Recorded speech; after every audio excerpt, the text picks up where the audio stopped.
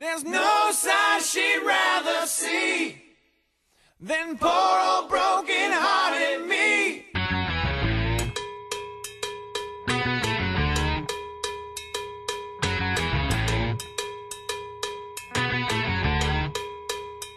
I never been the kind of man to let a woman change my plan, but all of that was history when she showed enough did this to me. But lies they won me over quick. She ruled my mind, my heart, my dip. I took the line, the hook, the bait, and now I'm sick from what I ate. And there's no sign she'd rather see than poor old broken-hearted me. Her mission is my misery. Poor old broken-hearted me. The first magnetic bolt was cruel and unusual. When she calls, I wag my tail. I'm harder than a coffee nail. I build them on my bended knees across the desert. If it please you, never treat me as you will. Yours to bless, yours to kill. There's no sign she'd rather see than poor old broken-hearted me. So happy when I'm on my knees.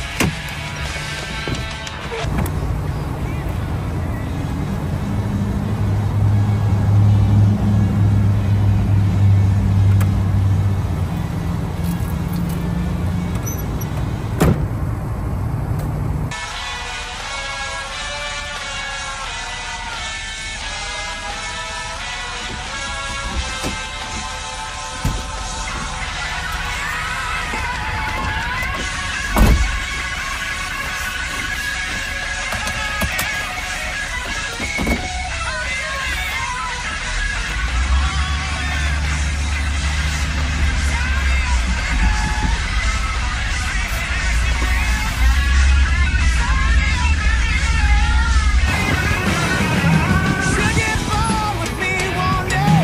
I was off to walk away. Good intent, my road is paved. I'm not sure I want to be safe, 'cause there's no sign she'd rather see than poor old broken-hearted me. Her mission is my misery. Poor old broken heart, there's no sign she'd rather see than poor old broken-hearted me. So happy when I'm on my knees. Poor old broken-hearted me. There's no sign, no sign, no sign. A poor old broken-hearted me. Her mission is a mission is a mission is my misery. Poor old broken-hearted me.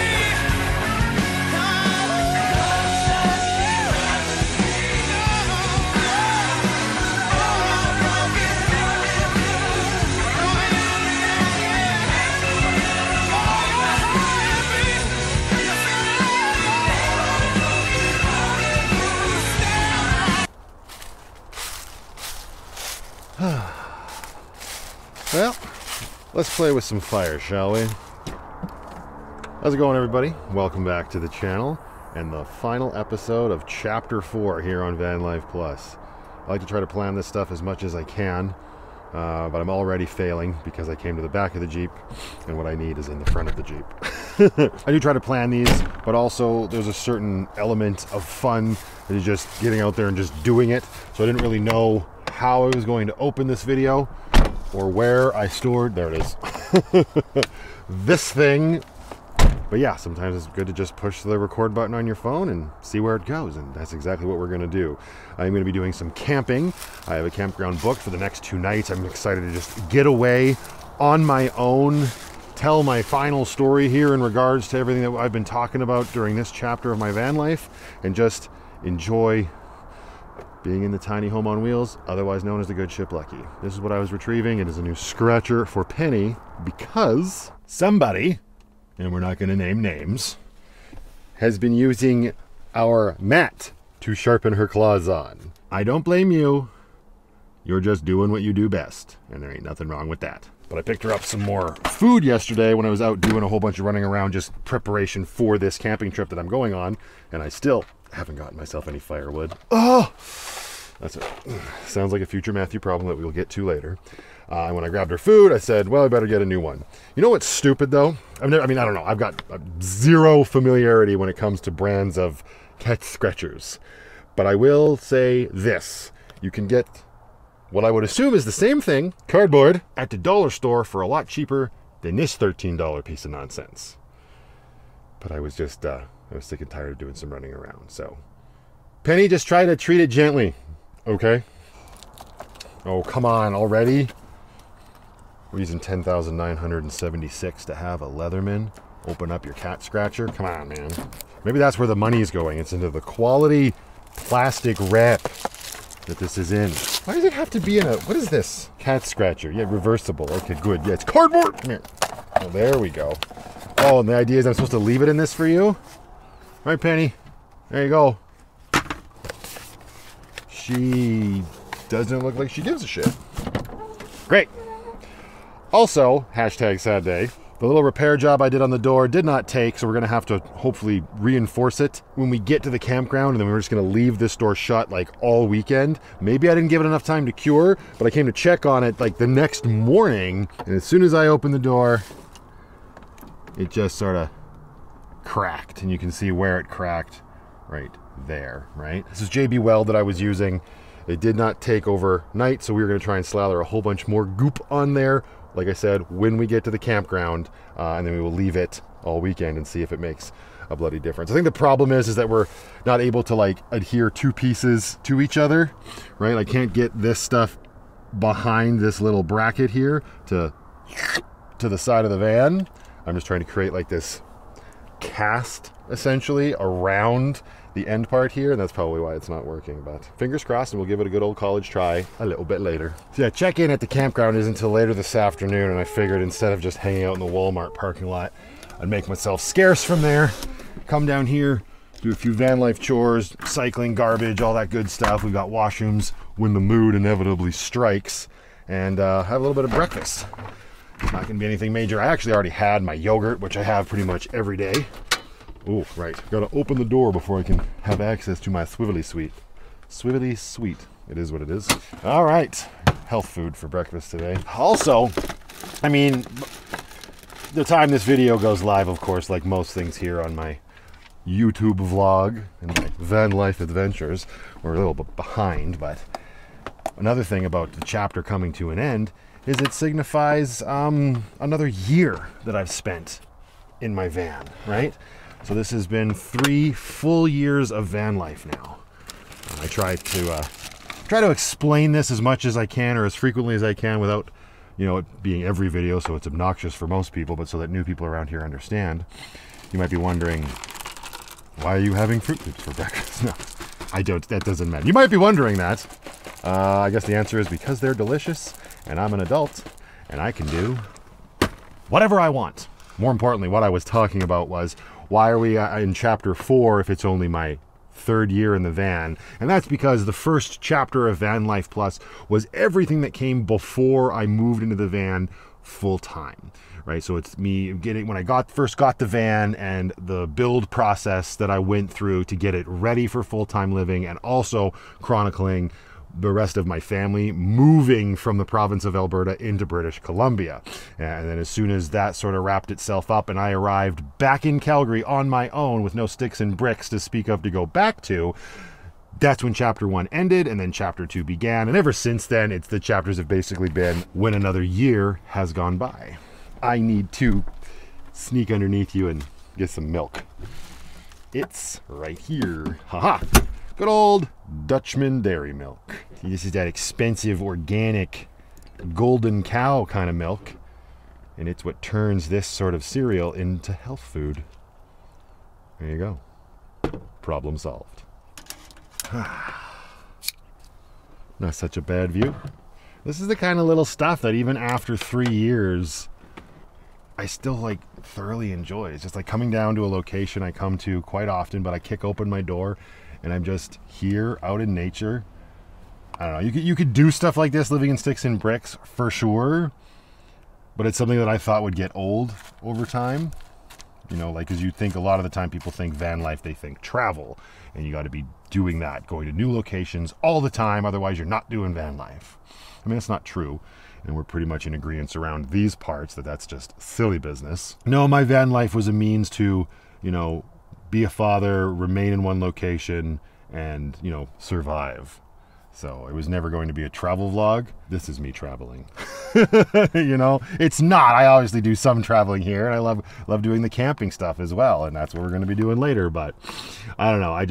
I'm still happy that it puts a stupid smile on my face. It being this bon appétit.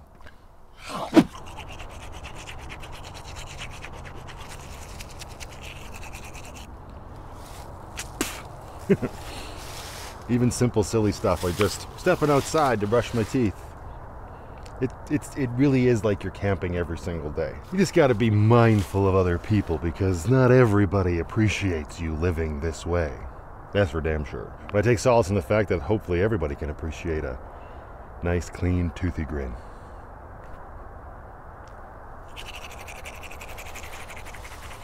Oh, it is going to be a beautiful day.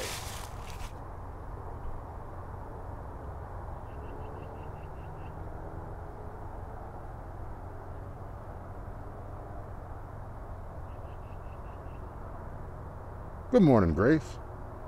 Thinking back on the year, that's where this whole chapter started, was with the big reveal of Grace O'Malley, the Irish pirate queen, and her being part of the VanlifePLUS fleet. Who remembers that? Who remembers how upset crazy people got in the comments over the fact that I got myself something in my own life, like they have some sort of onus over my life? Just wild. I'm telling you, once you start sharing your life in the fashion that I do, or in the style that I do online with people, wow, just be ready for the floodgates of absolute nonsense to come rushing out. I mean, by and large, everybody in this community, the positivity is far more overwhelming than anything like that. But I gotta stop and absolutely laugh about it, because it's just so funny. What's more humorous and interesting to me is that I started this whole journey with the intention of removing negativity from my life. Not the best idea to start presenting everything online if that is your goal. It's still doable. It's just a kind of funny coinky-dink when you think about it. But yeah, for over a year now, I have been hauling this Jeep Wrangler attached to the back of my Chevy Express 2500. And it's just, that's a little Looney Tunes all on its own, isn't it? Like I said, adult, whatever I want. The same goes for you, right? You live your life however you want to live it. Don't let anybody else tell you differently. And then, of course, the main focus of what this chapter of my van life has been about. I knew I wanted to continue showcasing my nomadic journey, creating vlogs and videos. I've fallen in love with it. I've become very humbled and appreciative of the community that has sprung up around this channel. But I knew I didn't want it to simply be that. I've always enjoyed storytelling, and you know what's funny is I was never a huge proponent for non-fiction storytelling. I always preferred telling fictional stories when I was younger, writing short stories and novellas and stuff like that. That's really where my passion used to lie. And then once I started essentially doing an actual reality show, because this is my life living in a van, I quickly realized the value in sharing your actual stories with people. People resonate with them. It means a lot to a lot of people. Plus, it's good to process things that you might be feeling or carrying in a way of letting it go, or in the hope of maybe it helping someone else, or simply, unbelievable. Or simply just sharing the way you view the trials that you have been through in a more positive way now. Because that's exactly what I was doing in this chapter. I'm a very, or at least I was, a very romantic person. I really loved the idea of relationships and being with someone else and creating a life with someone else. that's the way I always was. You know, when I was young, I still do love romantic movies, you know, for the most part. And that's who I was, and it was very apparent early on that I was probably almost always going to be in relationships. Well, I'm clearly not right now. I am a single man, as Jerry Seinfeld once said. There are no other men attached to me. I've always valued and respected, after the fact, of course, all of the relationships that I've had. When it comes to romantic relationships, I've had 5 of them. And I decided that I would structure this entire chapter around telling the stories of my time with those women, the good, the bad, what, you know, the breakups, and, you know, how it sort of left me feeling, and most importantly, what I've taken away from those relationships. And well, if you're keeping track, we've talked about 4. Oh, man. When I first met Kate, I think I pretty much fell in love immediately. And you know, if it wasn't love, it sure as hell was the most powerful infatuation I had ever experienced. And it was because of one of the most mundane things. But I don't know, I say mundane, maybe in the end it wasn't very mundane. But I met her at the photography job that I had started. At this point I had been there for a few years, and it was actually during a training session for the new photographers of that year. And one of the first things we did this every year, was you do those icebreaker games, right? Like 2 truths and a lie. I don't think there was any falling back and catching. That's a little too intense. But then there was also just very basic stuff about like sharing your favorite movies or books or music. And I remember when it came Kate's turn to speak, she named a band that she really enjoyed, and you had to say why you enjoyed their music so much. And she said, because when I listen to it, it makes me feel like a pirate. Are you kidding me? So, I mean, if there was anything that was ever going to grab my attention, I'm pretty sure that was it. And, you know, like most relationships, it started off, you know, slow and gradual to a certain extent, right? Like it was slow and gradual. We slowly got to know each other. I, you know, had come out of my relationship with Claire, and I was feeling quite guarded when it came to, you know, how I wanted to be treated in a relationship. I spoke in the last video regarding her that certain small things had started to come to the forefront and become frustrating, like, you know, holding doors open for each other, saying please and thank you, just simply sitting in a different seat across from a person. Like, it was all just utter nonsense, but these were things that without even thinking about it, Kate just did. So all of a sudden I was putting this huge value on her. And we spent lots of time getting to know each other. Obviously we had very similar passions when it came to photography. And it was such a beautiful time at the beginning. Like, I was so elated and literally just on cloud 9. I had loved all of the girls before, but at this point in this relationship, I don't know at that beginning time if I had ever felt this strongly about anybody. Looking back, I don't know if it was moving past it. I don't know if it was simply because I was just falling head over heels in love with who she was, or if I was appreciating things more because I had just gotten out of a relationship that at the end, like most relationships, is usually pretty crummy. But man, it was like I was in a romantic comedy. And I kid you not, I look back on this time with her with such like a stupid smile on my face, because I know exactly how I was feeling. And there was like these crazy little things, from little things like making a mixed tape.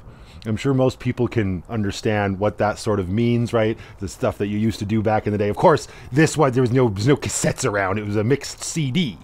I was going out of my way in the year of 2016 to find burnable CDs and made a mixed CD for this woman. That's how, you know, it's just for, was it for a birthday? I think it was for Christmas, maybe. I actually did that. I used to burn music all the time, like back in the early 2000s, late 90s, early 2000s, when that was all the rage. But I actually went out of my way and I burned a CD of a whole bunch of songs that were basically romantic songs, and gifted it to her. And I was like, shit, I guess this is what I need to do. This is going to be this little gesture of a mixed CD. Oh my God. But then also, and there's just one moment where we weren't living together yet. It was still very new, very fresh in our relationship. And I was big into gaming back then, and I was playing Xbox with a couple buddies on the other side of the world, I'm sure. And I don't know what came over me this one night, but we were sitting there playing, and I was sharing with them what Kate was like, and this new girl in my life, and this new relationship that was blossoming, and how it was making me feel. You know, real manly conversation. But I couldn't help myself. I was just word vomiting over her. And I was sitting there. I remember this distinct. I was sitting in the living room. I was still in the house that I was sharing with my brother and his girlfriend at the time. And this is obviously after Claire and I had broken up. I think I still even had her dog at the time. But I was sitting there playing this game, speaking about this woman, and this incredible feeling just came over me where I said, I gotta go, you guys. I'll be right back, but I cannot join this next match or whatever we were doing. I have to drive over there and I have to kiss her. And I kid you not, that's literally what I did. I put the controller down. I got into, did I still have my Jeep Wrangler back then? The red one? I think I might have. Got into that, ripped over to her place, probably 10, 15-minute drive away, maybe a little bit less.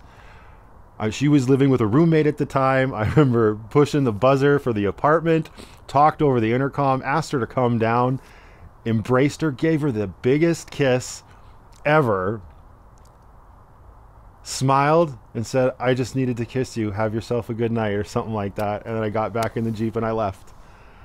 And it was just that kind of feeling that just continued to wash over me in the first few years of being with Kate. Like, she made me feel that way, and she also became my muse. Like 100%. We were, like I said, we were both photographers, and I'd never enjoyed portrait photography.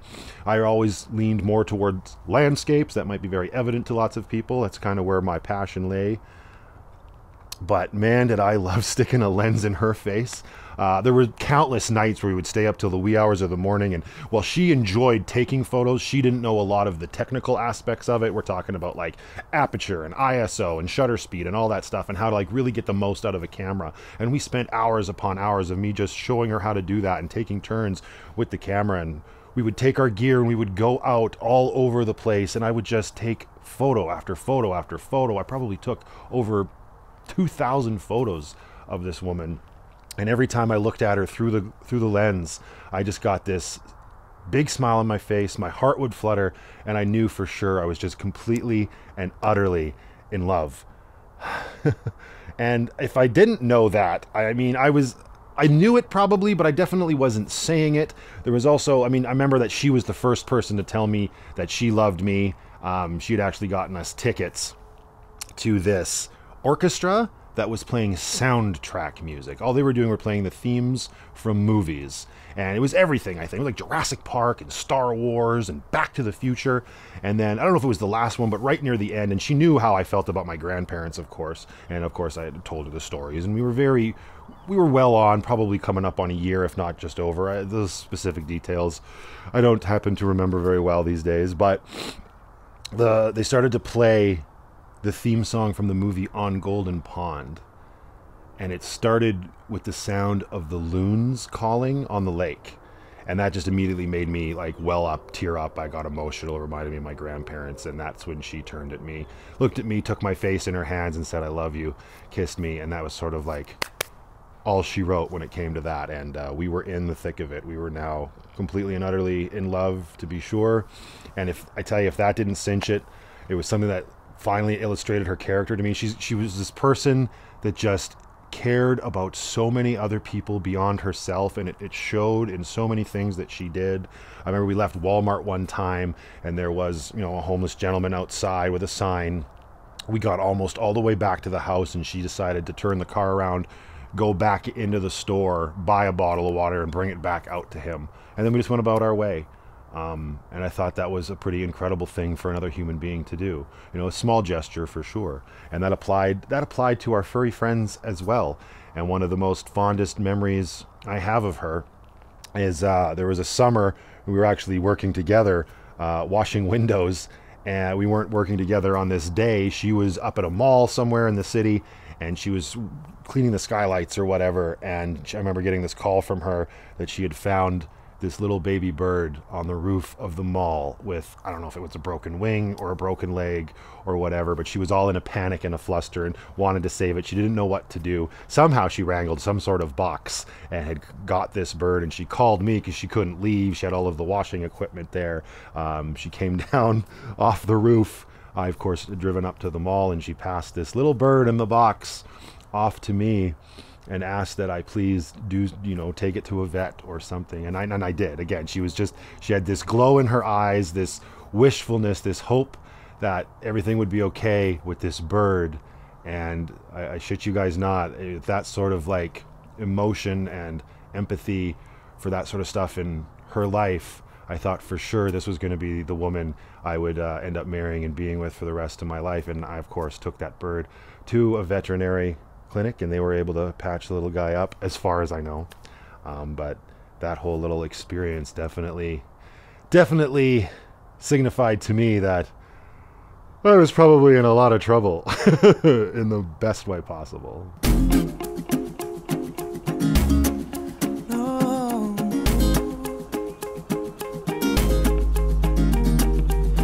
If we take this bird in with its broken leg, we could nurse it, she said.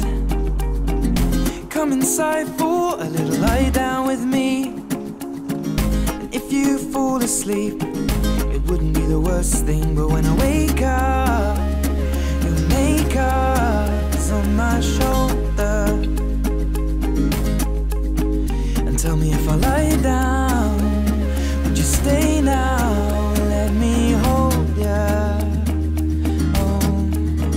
If I kiss you, will your mouth read this truth? Darling, how I miss you. Strawberries taste how lips do, and it's not complete yet. Mustn't get our feet wet, cause that leads to regret. Diving in too soon, and I'll owe it all to you, oh, my little bird, my little bird. Take a walk out in the morning dew. We could lay down so I'm next to you, and come inside for a little homemade tea. And if you fall asleep, then at least you're next to me. And if I wake up, you say it's late, love, go back to sleep. I'm covered by nature, and I'm safe now underneath this oak tree with you beside me. But if I kiss you, will your mouth read this truth? Darling, how I miss you. Strawberries taste how lips do, and it's not complete yet. Mustn't get our feet wet, cause that leads to regret. Diving in too soon, and I'll owe it all to you. Well, I rolled the dice, and for the first time ever, coming out to a campground a little bit early, there's still somebody in my spot. So they must have come out for the Friday night, and they have until, I don't even know what time checkout is, 1 or 2. My check-ins, I don't think, until 3 or 4 p.m. So we've got time. And instead of just staying parked in the loop, I decided just to come over here to the day use area. It is a very full campground this weekend. I guess that's to be expected with the weather the way it is. And while we are waiting, I guess we may as well see if the big fat pussy wants some treats. Oh my goodness, look at you. Could you look any cuter? Hello? Hey, you want some treats? Yeah, you in the mood? Who am I kidding? She's always in the mood. All right, let's see what we got. You've been having quite a few of the little, like, kibble ones. Do you want one of those, like, squeeze pouches today? All right, let's see what we got in here. Oh, look at this. One left in this little pack. It even comes with your very own hair elastic. Here, let me remove that for you, darling. Stay there. I'll open it up for you. Calm down. Where's the open side? Get it open. Stop teasing me. There it is. Okay, you ready? There you go. Oh, so excited. Are you so excited? Is this the good stuff? Wow, you just... What do they put in this? Straight cat candy. It must be. You know that we've been in this van for 3 full years now? I think you do. You've been here pretty much for the whole thing. I guess it was just a little bit earlier in this chapter when we were rebuilding Lucky. Hanging out with Sheba. Not really, though. Gotta make sure we keep the two of you ladies separate. I don't know that you would get along the best. Good girl. All done. All done. That's all there is. I know you know that there's more. But for now, that's probably pretty good, huh? Alright, and I want a second crack at this fluffernutter situation. I've still got the bread and obviously the other 2 ingredients. Because I'm thinking the last time I made that sandwich just wasn't enough marshmallow fluff, you know? Alright, who was the DA that put a knot in this bread bag? It's clearly in the way. What the hell am I going to do now? Hey, where's that hair elastic? Perfect. Alright, let's get a couple pieces of bread. There we go. Secure the goods with a hair elastic.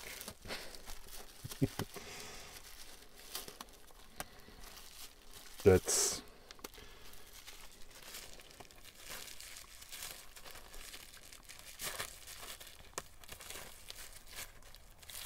quality content. Quality content. Alright, so here's the redo. Unfortunately, this piece of bread is part of the loaf that was gotten mad at, apparently. I was going to replace it before I made the sandwich, but that took far too much work. I wasn't about to undo the bag just to replace it. So it's fine. It's got to get eaten anyway. I put a little bit more marshmallow floof on here, so... I don't even know. Is this even going to close properly? Probably not. I mean, good enough. A little extra corner here. Ain't nothing wrong with that. Alright, Fluffernutter number 2. The sequel. A little bit more marshmallow, a little less peanut butter. It's all about finding that right balance, and I think we're getting closer. Just gonna have to eat a few more of these. It's tough work, but somebody's got to do it. Do I have any left on my face? It's not gonna matter. I did pick up some firewood at Canadian Tire before I left, so hopefully we'll be able to get a nice little wood burning fire going later today. Will that be my first one of this chapter? Obviously I was burning a lot of wood when I was doing the rebuild on Lucky. Bye-bye Lucky 1.0. But yeah, for the majority of the camping season, Lindsay and I just used the propane stove. I was thinking about bringing that thing out and getting the bear den all nice and toasty and whatnot. But, you know, when I'm by myself, it's... I don't know. Deploying the bear den seems like a lot, especially for only 2 days. Or 2 nights, I should say.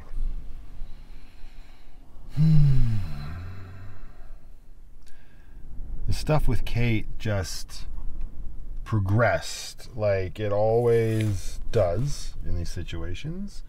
You know, you make the next logical step. You know, you move in together, you start building a life together.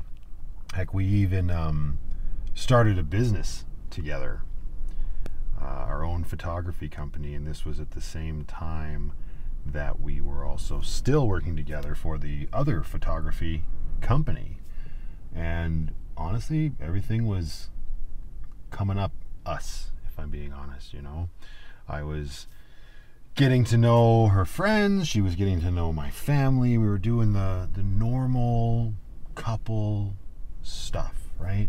And I was still looking at her with these big, goofy cartoon hearts in my eyes, you know, going out and about, coming out to places very similar to this, and doing photo shoots and capturing an image. There's something to be said about still photography and what you can capture in just a single frame, as opposed to where my passion lies these days, which is motion picture, really, right? A picture in motion. It's all the same thing, but when you can capture a single moment, one shot, and get such a powerful shot out of it, it really is satisfying.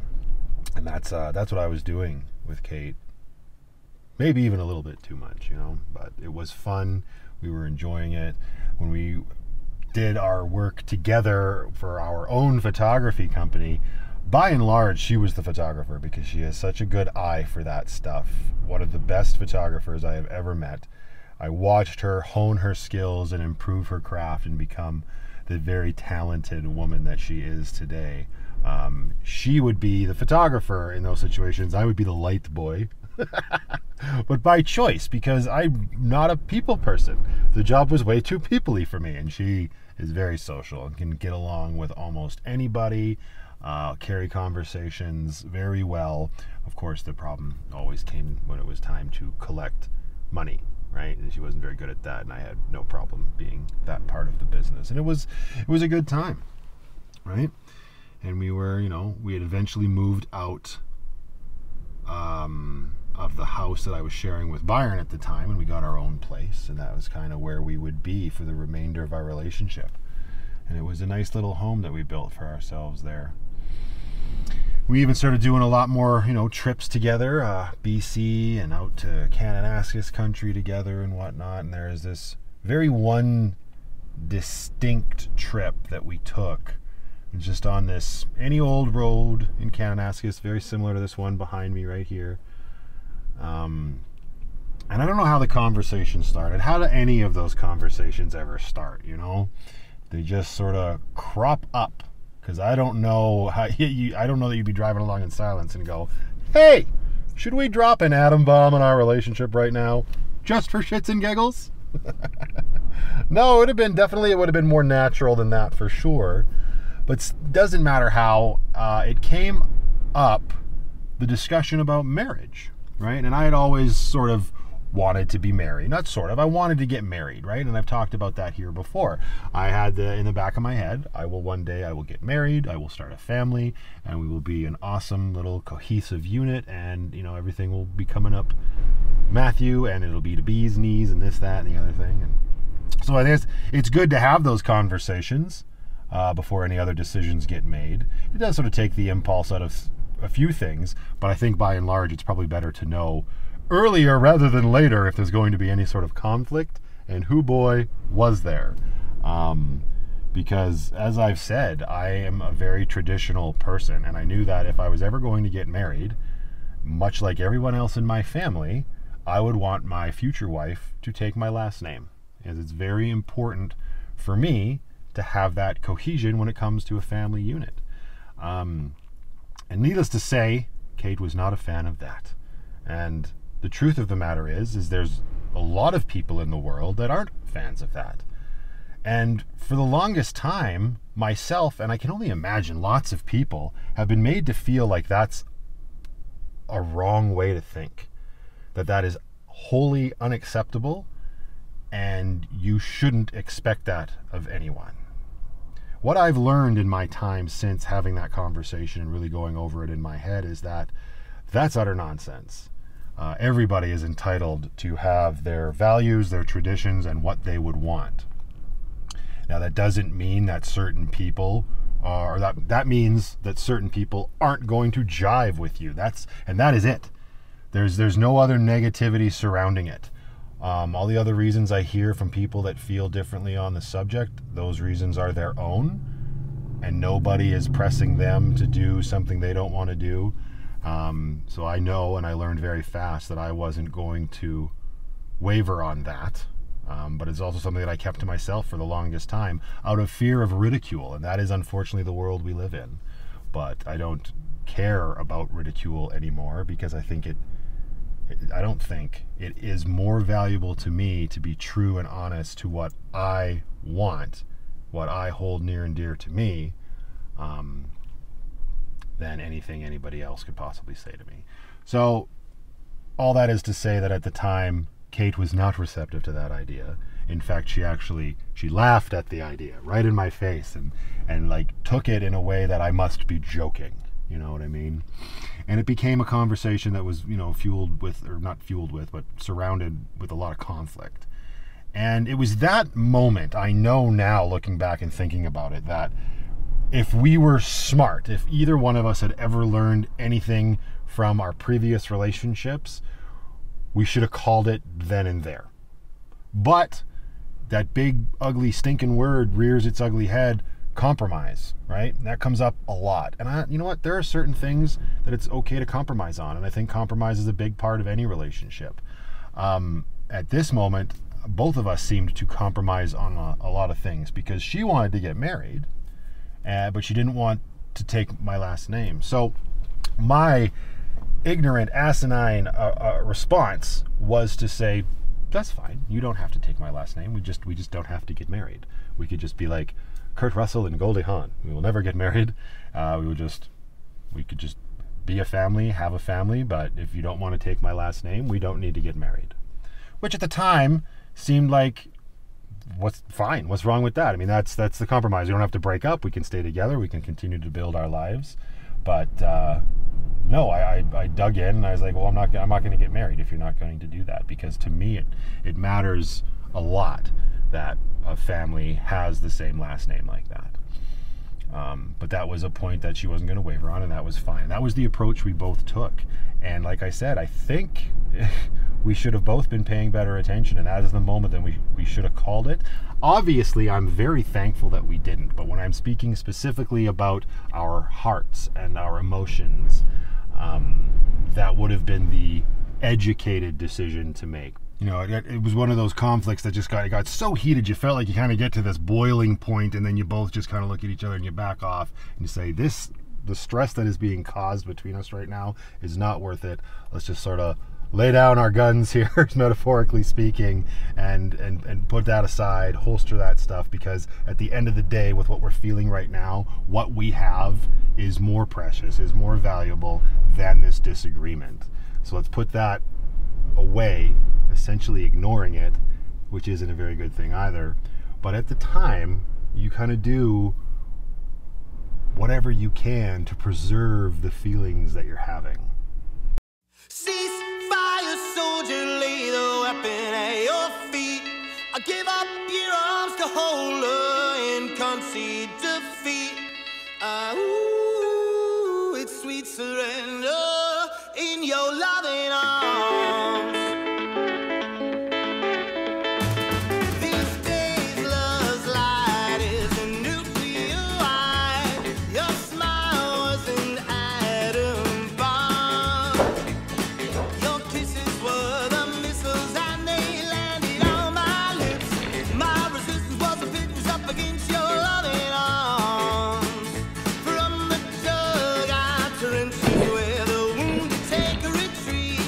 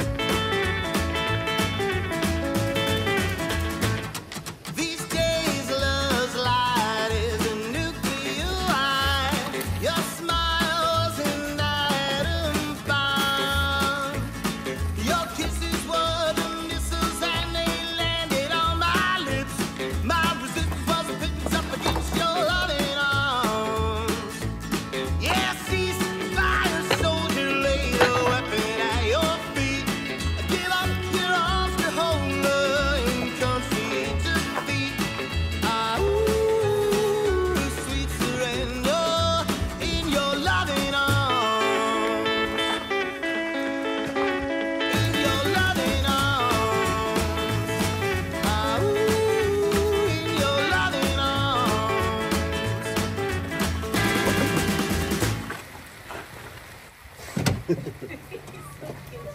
come over and say hi? Sure, absolutely. Her name's Penny. Penelope when she's in trouble. Oh, that's so adorable. Hi, sweetheart. Yes. We have 3 cats. I had, at the height of it, I had 6. Oh. I usually admit that so openly, but I love cats as I was raised with them, right? So That's so awesome. yeah, she's friendly. I mean, oh, well, she's moody. She's not mean. Well, she's or at 14. She just had her food, so. Want to come say hi? Just ignore it till then. Enjoy the rest of your night, guys. Did you have some visitors? Yeah. You are very cute. And also very easy to spot. Seems like all I'm doing in this entry is yapping and eating. And you know what? That's kind of life. So here we go. Steak fajitas. Courtesy of, I believe it was Roxanne and JD that sent me that steak fajita kit. Street taco kit. I'm going to call them steak fajitas because that's what they are as far as I'm concerned. So nice and simple. Cut up steak, our cheese, our sauces. Yum. With some pretty darn good furry company. I will also need my adult beverage though. Oh. So one tiny thing I miss about sticks and bricks when I do tacos this way is warming the tortillas up in the oven. Gets them all done in one go, but there is something to be said for getting these suckers flame kissed over to jet boil. Been doing this since I moved into my van. You get a tortilla, you put it over the fire. Oh, I forgot how small these ones were. This isn't going to go very well. Well, let's just go fast. Get it flame kissed, get it flame kissed, get your Leatherman, and flip the tortilla before it burns. Doesn't take long. In a way, it's kind of a nice little do-work project. Earn your dinner. Look at that. That took no time at all. Turn that off, save some gas. Hi.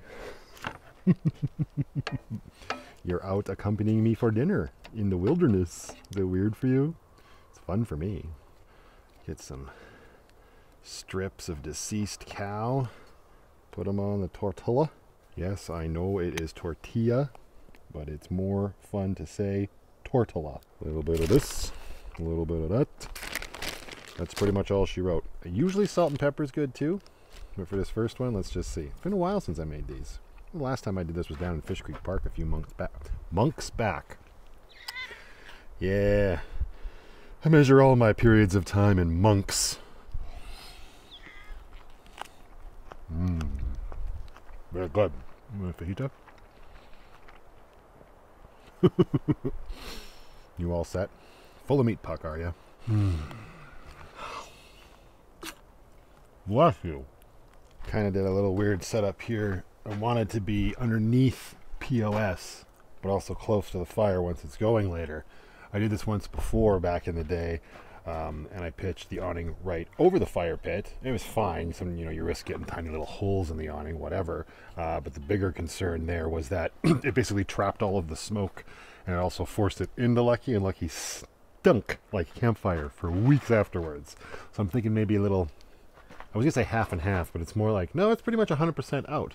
By the time the wind blows, you might get like, I don't know, 15, 20% of smoke up there. I don't know.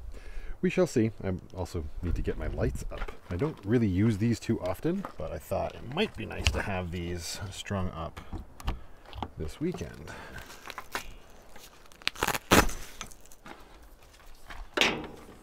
There. So pretty. We may as well get this fire going. Chances are, once the sun goes down, I'm not going to be long for this world. I didn't sleep the best last night, but it also wasn't the worst. Stuffed a little bit of that paper that I use to mask Lucky when I'm painting her down the middle of the little cabin or hashtag, depending on how you want to look at it. Yeah, once it gets going, that'll be lovely, Penny. Maybe we even drag your fat butt a little closer. What do you say?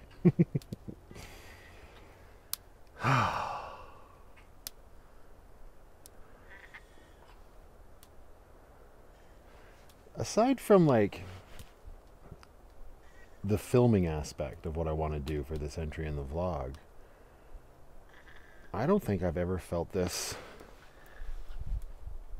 relaxed on a solo camping trip before, which is weird to say because you think you'd be nothing but relaxed, but...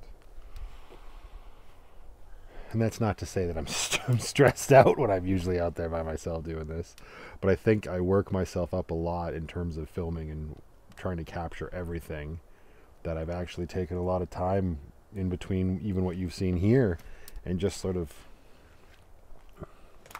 been. It's very nice. See, Penny, even when you just stop whining and lay down and just be, it's lovely.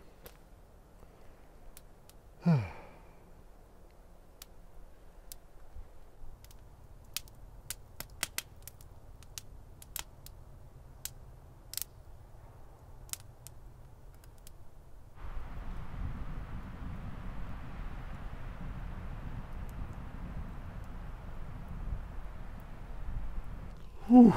Nope, that was the quickest deployment and stowaway I've ever seen. There's catching way too much smoke within 15 minutes. Lucky just so. POS is away. We'll see you maybe next time, or maybe tomorrow we'll pull Lucky forward and deploy it if I need it. There's no rain in the forecast. There's no real point to have it. It's just like one of those things that, because I have it on Lucky, it is nice to deploy because it kind of just makes it feel more like a home base when it is deployed. Does that make sense? It is hashtag not worth it. This is quickly reminding me why I don't normally have wood burning fires like this. I should have brought my solo stove, but less stuff right now, the better. Plus this wood is especially smoky. By and large, the wind is blowing towards the front of Lucky, so we're going to attempt to sit on this side for now. Oh yeah, I got to restring the light after all of that nonsense. I'm just going to throw it up on across Lucky's roof, I think, for now. Oh, there, we'll see how that looks when it gets dark. I guess I could have made it a little bit tauter here at the beginning. Whose idea was it to have these good lights? And ground light. Nailed it. That just being and Zen moment feeling is slowly fading away. Let's see if we can get it back. Shit, maybe it's this chair. I don't know.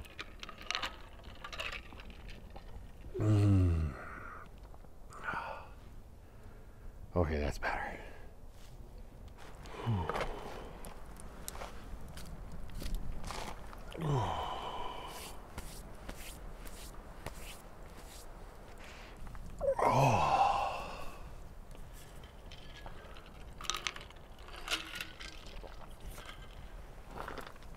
So, both Kate and myself had made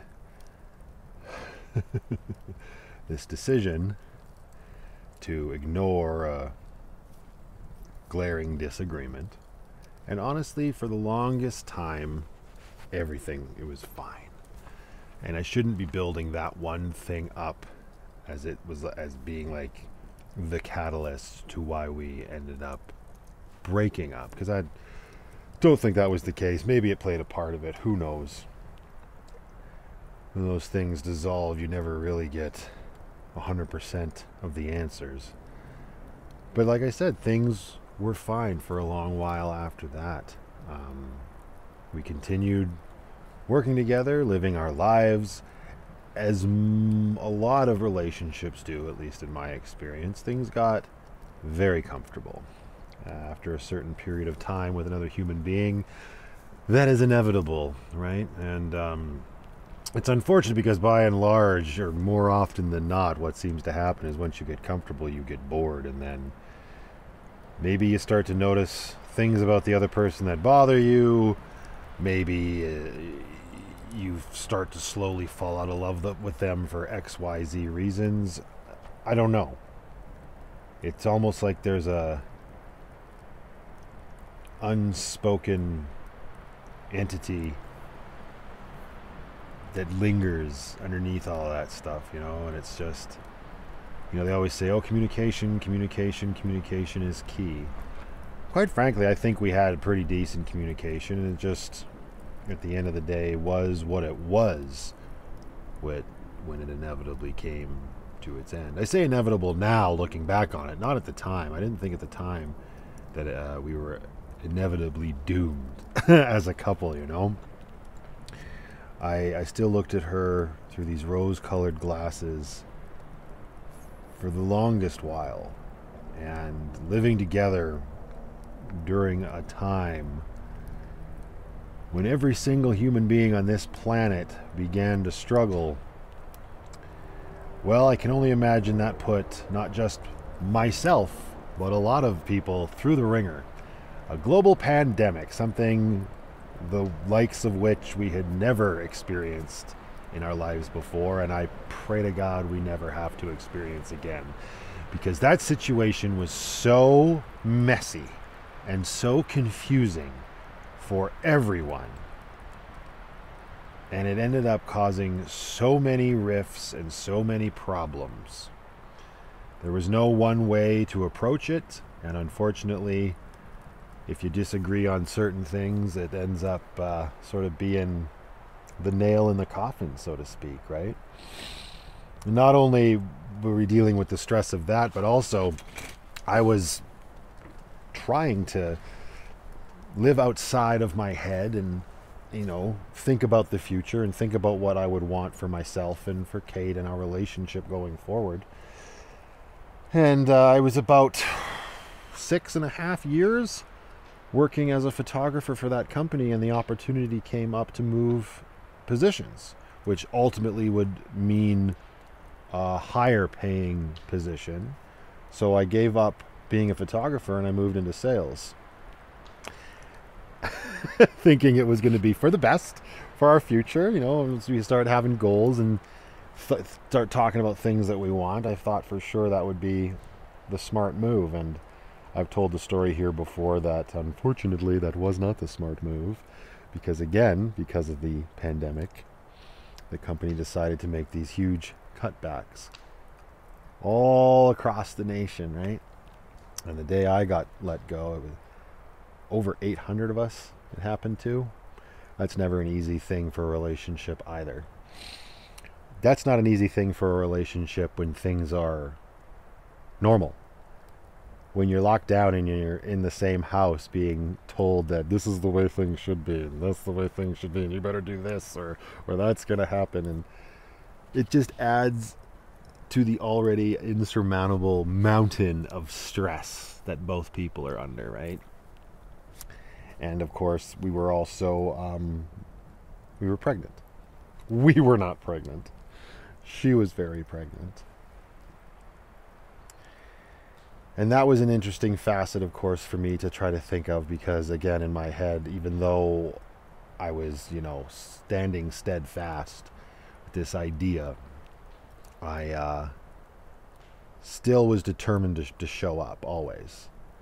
When we first found out, or when I was first told that we were going to have a baby, I didn't react well. I don't think I reacted super poorly. I, by and large, it probably wasn't, you know, wouldn't make any records or anything, but I definitely freaked out and panicked a little bit, probably said some things, nothing too mean, but probably not immediately supportive. But just, I don't know. I honestly, I still don't know what, I don't remember to this day what it was I said, but I know it wasn't the best. But to my credit, and I think it's important to give yourself some credit when you are talking down about yourself, or at least being honest with yourself, definitely came around quicker than anything else. And I was excited. And we were still, I would say, a pretty strong couple at that point. You know, and now we're embarking on this completely new endeavor, and I'm thinking how I was raised and what I would want for myself and my family, even though it's going to be this new age family, which I didn't, you know, necessarily agree with, but I figured as long as we're together, that's all that's going to matter in the end. And well, I had to stare down the barrel of a very hard reality, something I never ever wanted for myself. which was to basically have a broken family. Right? That's a hard pill to swallow when you are raised with a family that is not that. And it's always interesting, when I was growing up, almost all of my friends, their parents were separated or divorced, simply not together, not married, whatever it was. And I was always this like unique specimen, so to speak, in the sense that my parents were together, and they still are.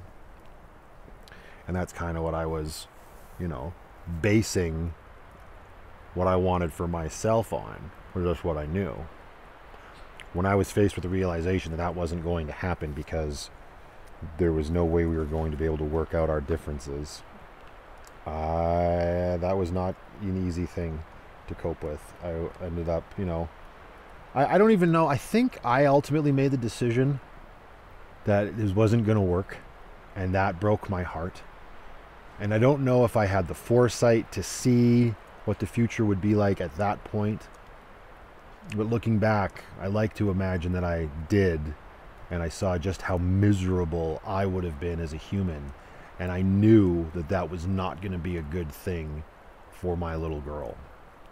So like so many other things that I do, I like to tell myself that I did it for her. But that's a hard one, you know? Not being able to work out your differences, even for the sake of the child. Because I found out after the fact that apparently we were this close to breaking up. And then we got pregnant, and then thought we would give it a shot. I didn't feel that way. I can't say that there was ever a moment where I thought we were that close to breaking up. But apparently that's how the other party felt. And then they decided to try to see if it would work once we found out we were going to have a baby. But I don't think that's a smart decision either, because if you already have problems, man, a kid is not going to solve those problems. So it was a very unfortunate time, a very heart-wrenching time that I never want to live through again, when Kate and I made the decision to no longer be together, because now we were also faced with an experience neither one of us had any previous experience with. And that was co-parenting a little girl. So while it was heart-wrenching and devastating, and made me, you know, at certain points I completely acted like a fool. Even I think it was so bad that even if I had initiated the breakup, there were still moments where I was begging to reverse it, or to have one last hurrahs and, you know, go out in a blaze of glory, and just nonsensical, stupid stuff that you say when you're just so fueled by your emotions. I'll always respect and admire the kindness and consideration Kate has for other people. There's a great quality to have. We don't have enough of that in this world, and that is for sure. Unfortunately, I will also always wonder if that was perhaps something that I grew to observe, in the sense that there was so much care for so many other people around us. It ended up feeling that like there just wasn't enough care for me. It's always something I've wondered. I'll never get the answer to that, and I'm okay with that. Even if anybody ever said it to my face and gave me a straight answer, you'd never know for sure, because it's just one of those things, those feelings you get in your gut regarding a situation. Who knows? Maybe that's one of the reasons that led me down the path towards the end of our relationship. It's too bad that everything came to an end like it did. Looking back now, obviously where I'm at in my life, I believe it was the right decision, as hard as it was. And talking about this, not the easiest to talk about. Completely skipped over chronological events, but when it comes to the ring I wear around my neck. Well, the ring was given to me in the car while we were driving north on a out-of-town trip. She was driving, I was passenger. This is obviously before we broke up. This is what I meant by out of chronological order. And she just hands me this box with this ring in it, and ever so nonchalantly says, "Here, you want to be my ride or die?" I say it out loud now, and when I say it with the context of knowing where things ended up, I mean, obviously I took it, I accepted it, it was cool, and I wore it for the rest of our relationship. Kind of, it's funny when you look back at the things that we say as human beings, and don't get me wrong, I said my fair share of stuff that obviously didn't come true. You know, I'll love you forever to whoever, not even just Kate, but any girlfriend before. You know, you say these things. I will love you forever. You want to be my ride or die. Ride or die implies we should be dead. But that's where the ring came from. Why I wear it? That's a different story.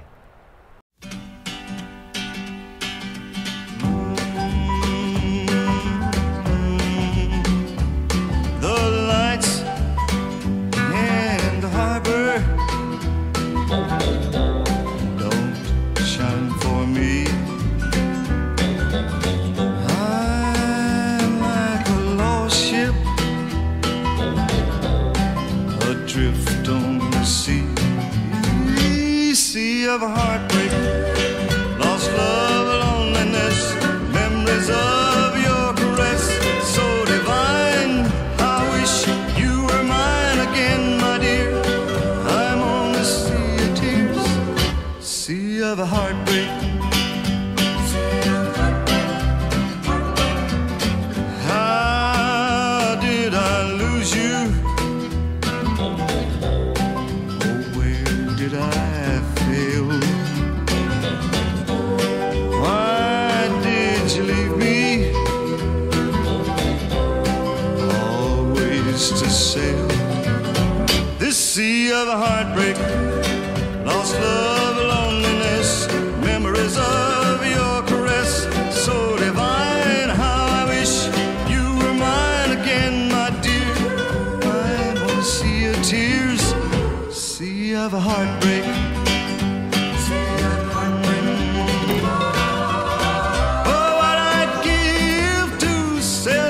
Shore, back to your arms once more. Oh, come to my rescue. Come here to me. Take me and keep me away from the sea. Yes, the sea of heartbreak. Lost love and loneliness, memories of your caress, so divine. How I wish you were mine again, my dear. I'm on the sea of tears, sea of heartbreak.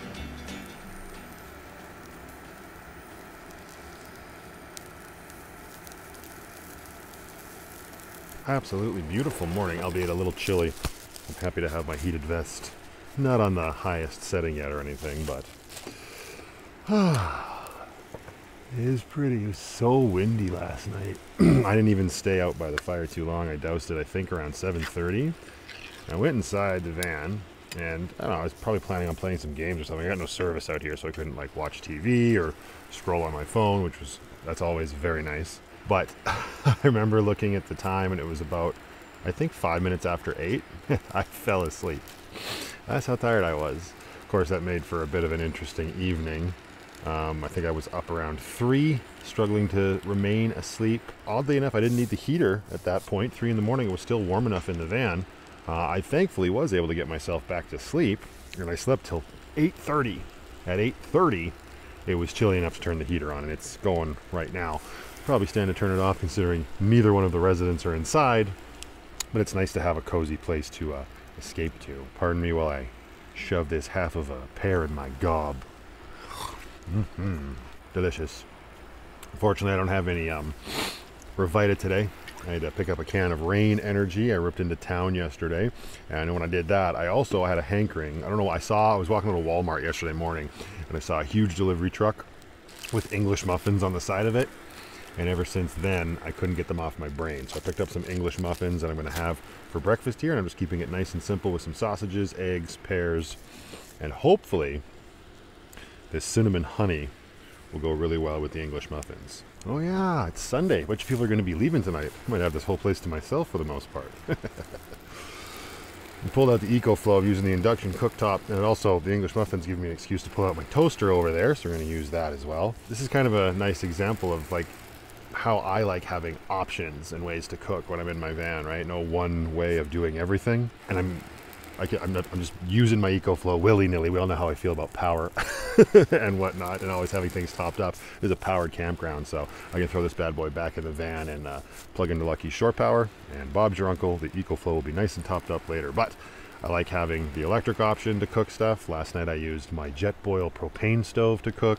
It's nice that I have those options at this point. I remember when I first started van life, I think the only thing I had at the beginning was my Jetboil Java Flash, and I think I bought myself, oh no, I bought myself the single burner Jetboil stove. I still have that. It's in Grace. It's my Camping in Grace O'Malley stove, and that was it. It's really, I don't know, it's cool to look back on how I've adapted, learned what works, what doesn't, and what I like having around. I mean, I could also be argued that I probably have too many options. That's the thing as well. I stuck this can in the fridge overnight. Oh, just because the last time I had that here on the vlog, it was just a room temperature can of pears. It was okay. Much better cold, but they're very cold. Come on, you suckers. You gonna cook up or what? I guess I can turn you up. More power. Oh, oh, oh, oh, oh. Oh, I missed that show. Taking the lid off of this honey, it was a little sticky. That reminded me that I did put more JB Weld on that hinge of the door, and it is staying closed at least until we leave the campground. Maybe even I'm leaving it closed until chapter 5. Who knows? Do I really need to open it? And checking in on a big fat putty tat this morning. Hello, darling. You're full of meat puck, aren't you, as per usual? Yeah. You want your bed? You feel like being a little bit more lazy while you're in there? This camera doesn't know what to do with this mesh. Should we get you your bed? No, all right. All right. You make good choices. You just enjoy your outdoor time, okay? I know. You're an indoor putty tat, but trust me, a little bit is good for you. So spend a decent amount of time this chapter talking about my relationships and what they meant to me, and how not so much what it meant to me actually, but more so just my memories of them, right? But what I've learned in retelling these stories and really thinking about things, and it's something that I guess I always knew, but I never really sort of sat down and nailed down exactly what I took away in a positive way, or maybe even a negative way. Let's say what lessons I learned, right? But I did. I look back and I'm very fortunate that I had the experiences with these women that I did. And I think I took a little bit of good and a little bit of bad, and all in all lessons away from each and every one of them on different levels. Some of them maybe sort of overlapped and repeat themselves a little bit. That's probably to be expected.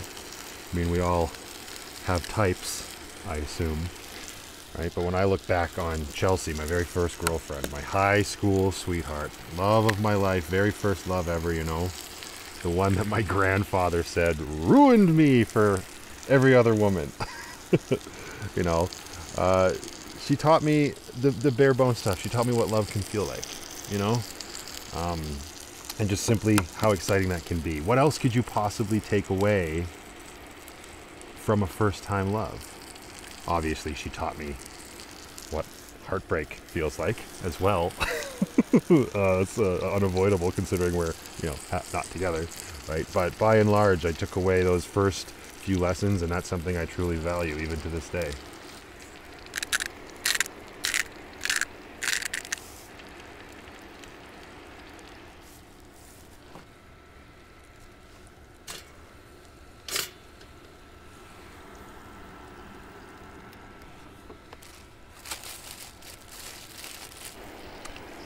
And when it comes to Jill, and I think back on my time with her, there were some really valuable lessons there that now that I was, you know, sort of through the woods with the first relationship, knew how great love can feel and being with other person is. Being with Jill taught me that, you know, being with her or anyone else, there's a very strong possibility that both people are going to change, no matter what you do. Sometimes for the better, sometimes for the worse, but just be aware, you know, that it's going to happen. Also, with Jill, I learned how important it is to not rush things. No matter how sure you might be of how you feel and what you need in your life, that doesn't mean you should rush to try to get to that end goal, because you're probably going to miss out on a pretty awesome journey and you might end up upsetting a pretty awesome person.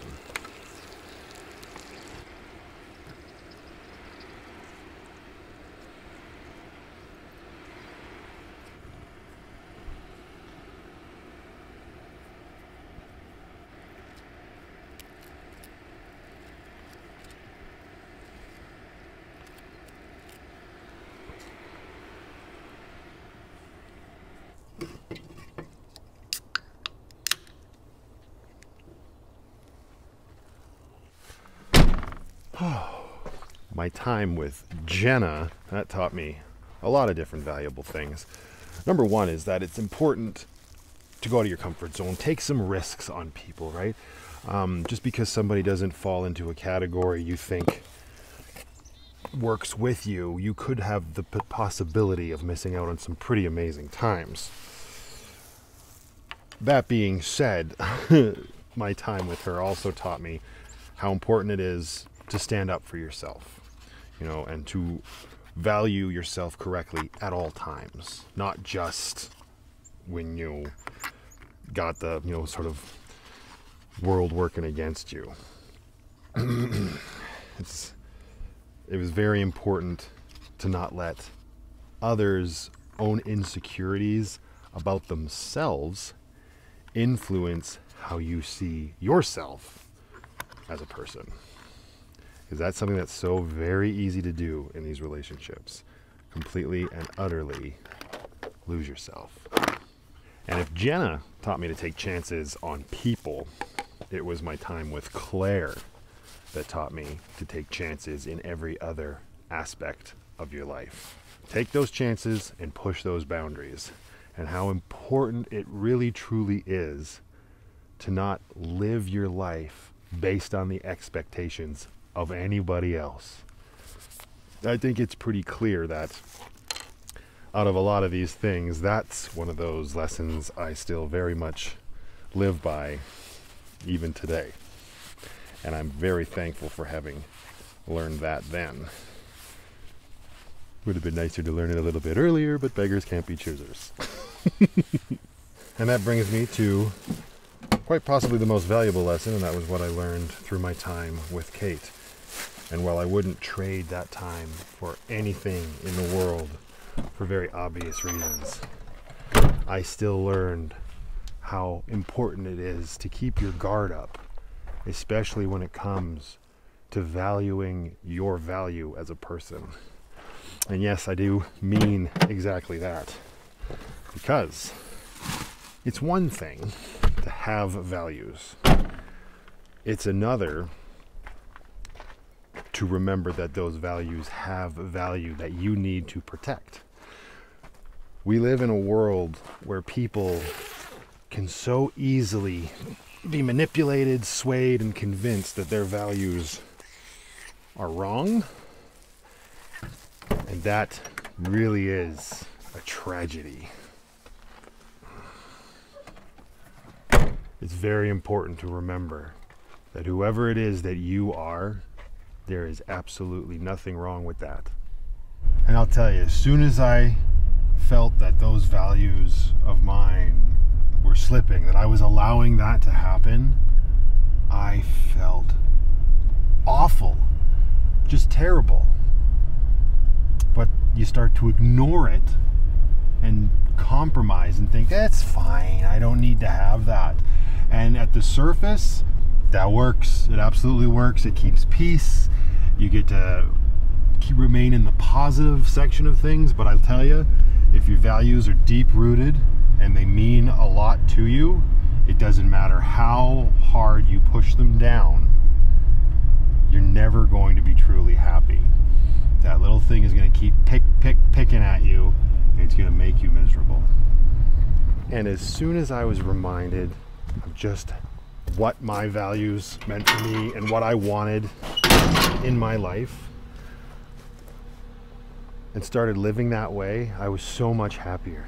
It's unfortunate, of course, that lesson had to come basically at the expense of a relationship, because heartbreak is nothing to sneeze at. It is a very unfortunate beast that just absolutely tears you apart inside. And out of all these lessons that I learned from all of these relationships that I've had, I value them all so much themselves. I'm using that word a lot, but it's true. And I value all those relationships. I value all those lessons. And I live my life through those lessons now going forward. And well, it's one of the hardest things to do. It turns out that sometimes the best thing to do is leave love behind. But man, it is not easy when you're going through it.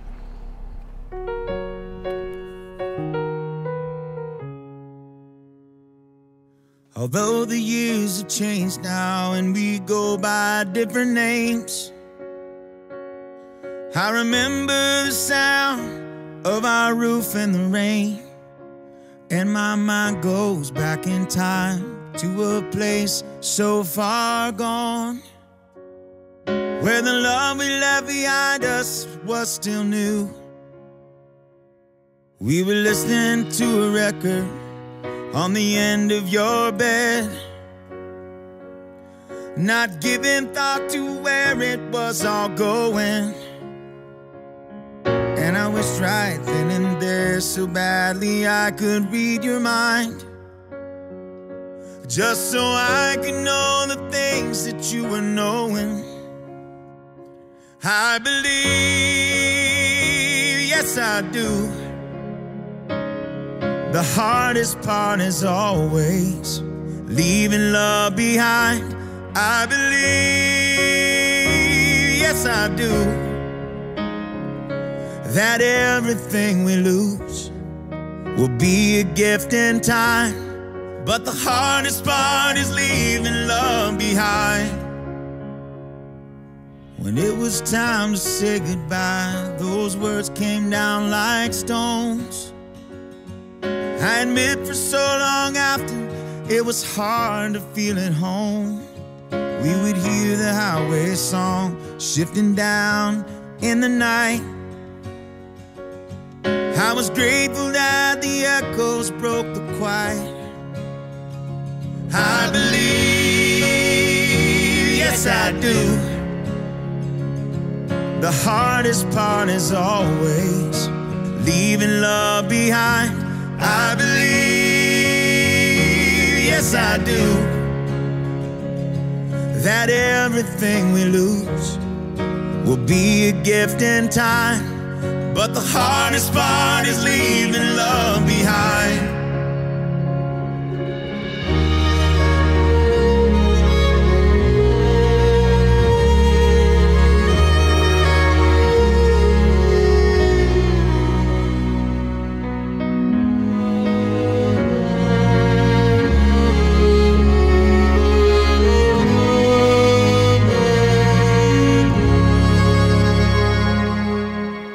Sun fades on me now, and I miss you like words can't know.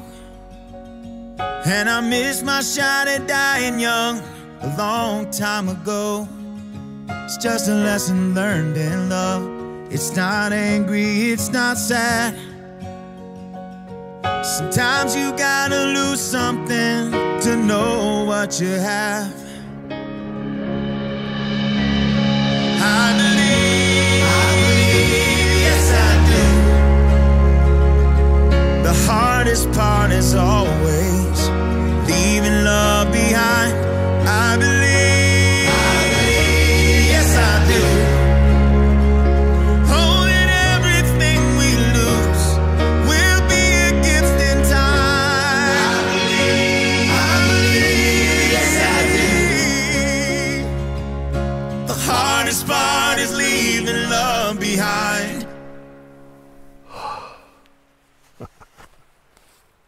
Now that's pretty.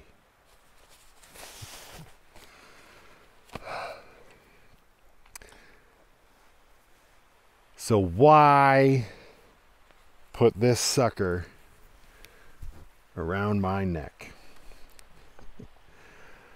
No, I guess when I tell the story this way, it probably comes across like, oh, I'm holding out hope that I'll be able to get back with the mother of my child one day. You know, in a perfect world, that might be true, but I can guarantee that is not the reason for keeping this piece of metal around my neck for as long as I have. No.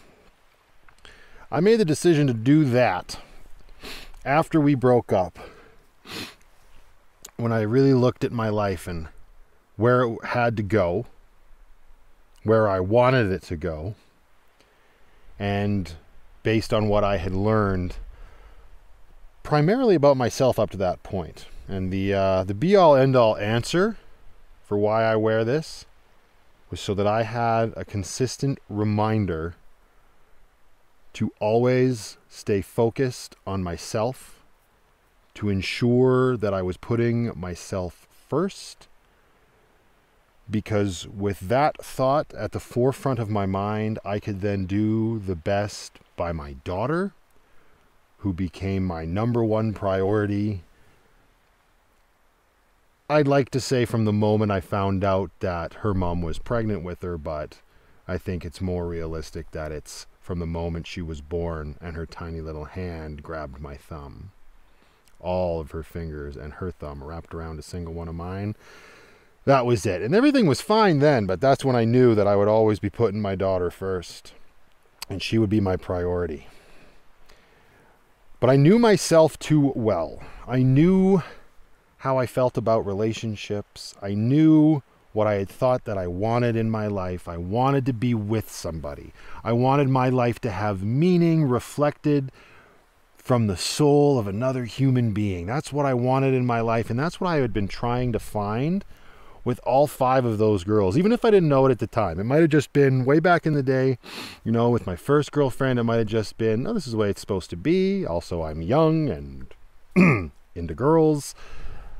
But by and large, when I'm looking back on it, it's because that's what I wanted for myself. I wanted love. I wanted to be accepted by another person.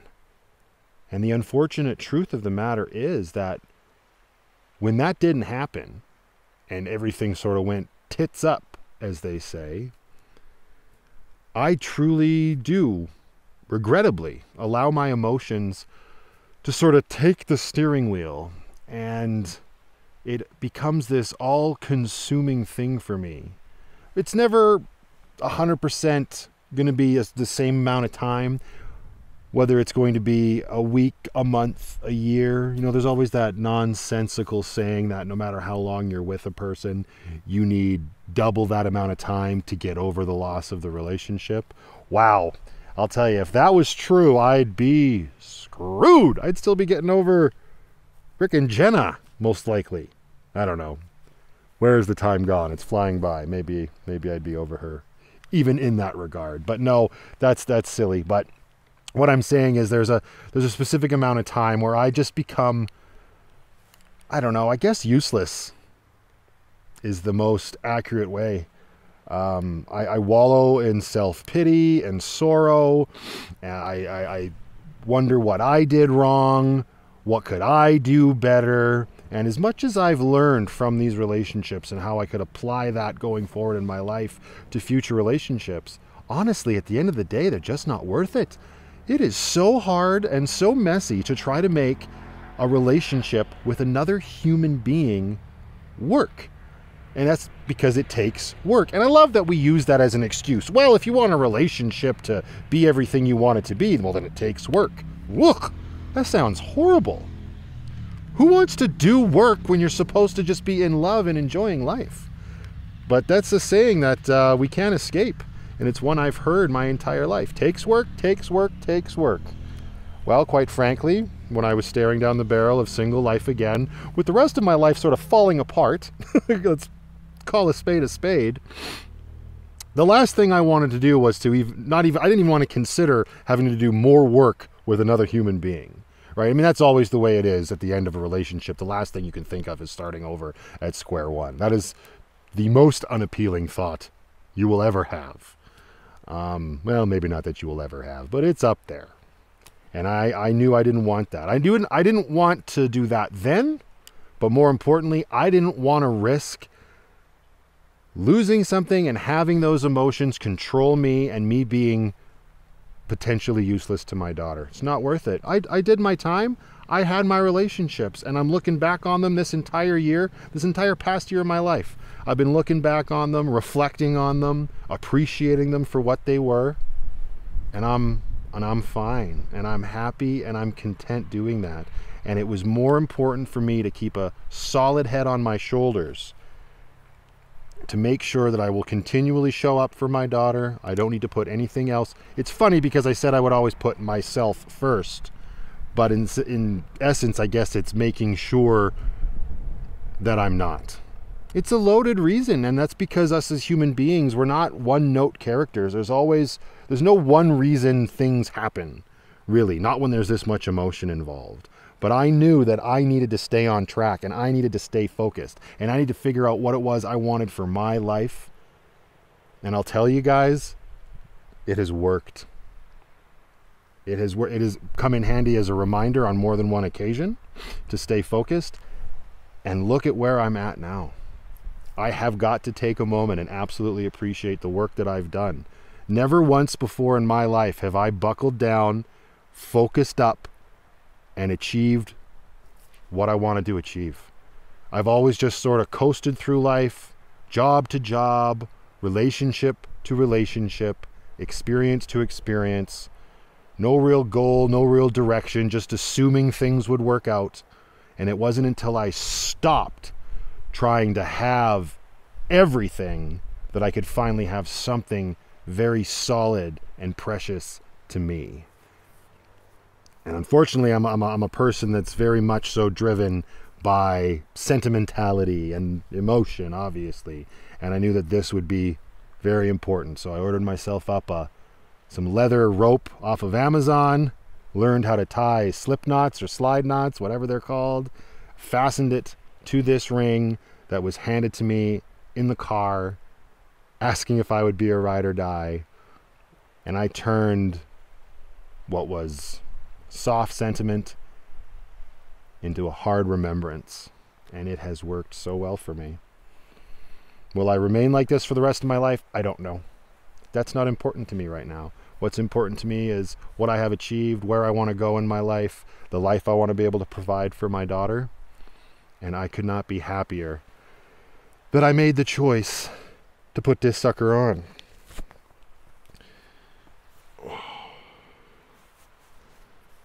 It's almost to a point where when I'm not wearing it, it's weird, but that's it. A reminder to stay focused on what I actually want. That's it. That's all. Love kind of sucks at the end of the day. It's also beautiful, don't get me wrong. I'm not ignorant to that fact, but for me, the life that I have now is far more valuable than anything a complicated, stressful relationship with another human being can provide. I think I probably got that coming to me anyway when my daughter enters her teenage years, so my plate is probably quite full. My number one priority will always be her, to whatever detriment to myself is required. You know, heartbreak really sort of does, it can consume you, it can take over your entire life, and it sucks. And when you identify as someone who like wears their heart on their sleeve, and you're super emotional, and you know you've had these passionate relationships in your life, it's hard to not sort of be overwhelmed by that nonsense. I mean, hell, look at this bloody flannel that I'm wearing. You know, I've got nothing against Dixon at all. Obviously, we all know I like them as a company. But this sucker's got a broken heart right next to the Dixon logo. It's got a broken heart on the little microfiber cloth on the inside, and it's literally called the Heartbreaker Dixon. And they released it on Valentine's Day last year. If that's not, you know, preying on people who struggle with romance and heartbreak, I don't know what is.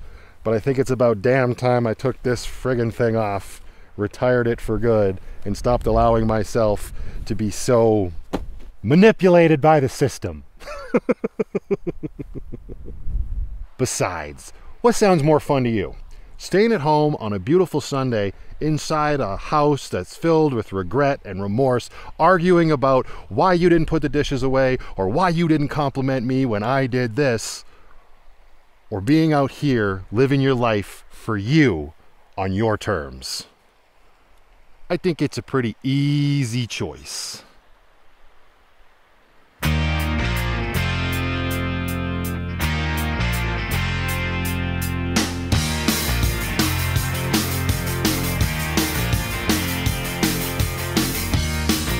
Tonight we ride, right or wrong. Tonight we sail on a radio song. Rescue me, should I go down if I stay too long in troubled town? Oh, yeah, you wreck me, baby. Yeah, you break me in two, but you move me, honey. Yes, you do. Now and again, I get the feeling, well, if I don't win, I'm gonna break even. Rescue me, should I go wrong if I dig too deep, if I stay too long? Oh, yeah, you wreck me, baby. Yeah, you break me in two, but you move me, honey.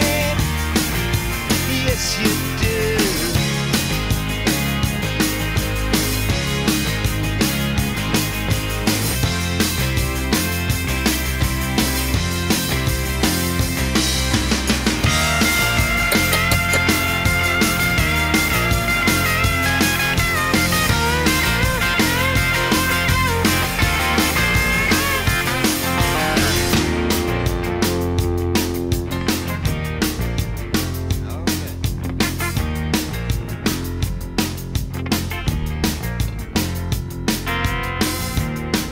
I'll be the boy in the corduroy pants. You'll be the girl at the high school dance. Run with me wherever I go and just play dumb, whatever you know. Oh, yeah, you wreck me, baby. Yeah, you break me in two, but you move me, honey. Yes, you do. You wreck me, baby. Yeah, you break me in two. Oh, but you move me, honey. Ah, yes, you do.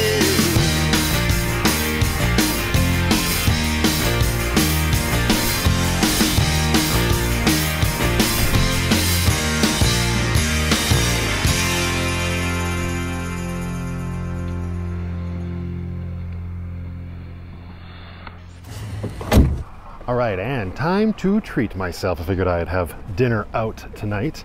Actually, the last time I was here was the very first episode of Chapter 4, so thought it sort of made sense.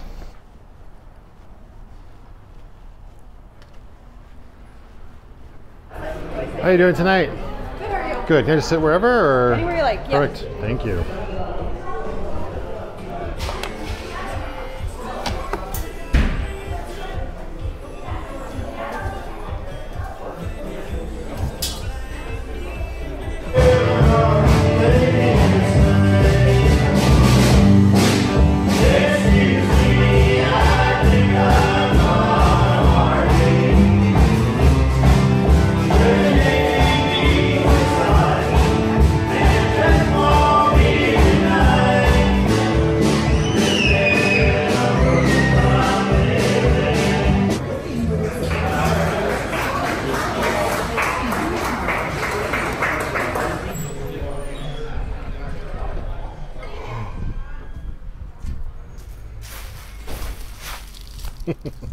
Oh man, I love it out here. That place is great. Live music too. And wasn't that funny? The very first song they started singing was about heartbreak.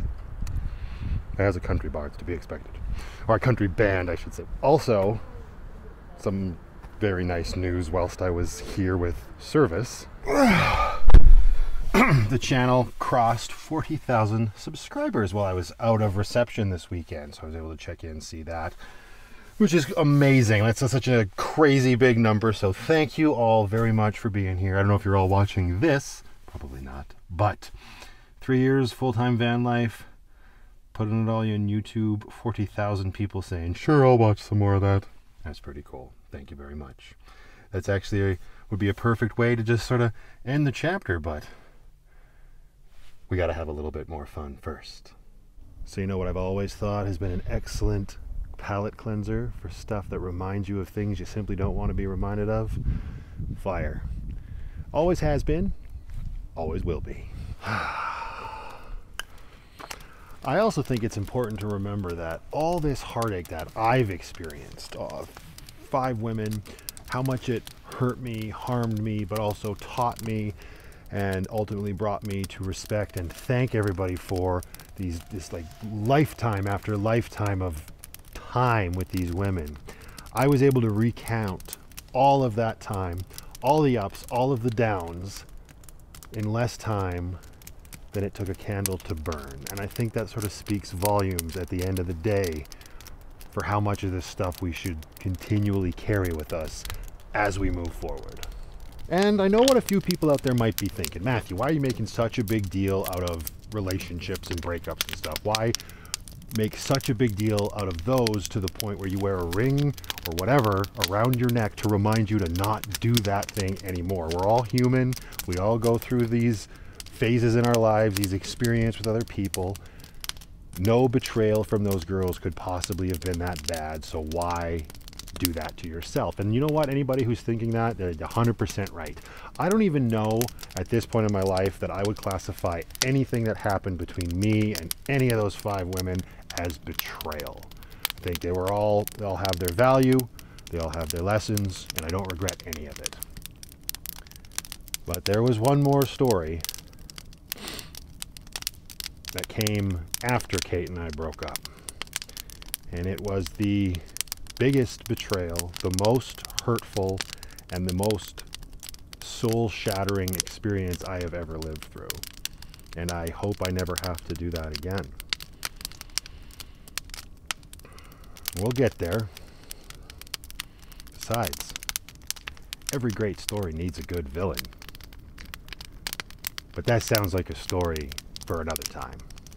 For now, it's time to officially move on from all of this talk of heartbreak and make a confession to everybody here. One that will be painstakingly obvious to a lot of people, but will probably be news to a lot more people. But it does go hand in hand with all of this stuff, and that is, I love music.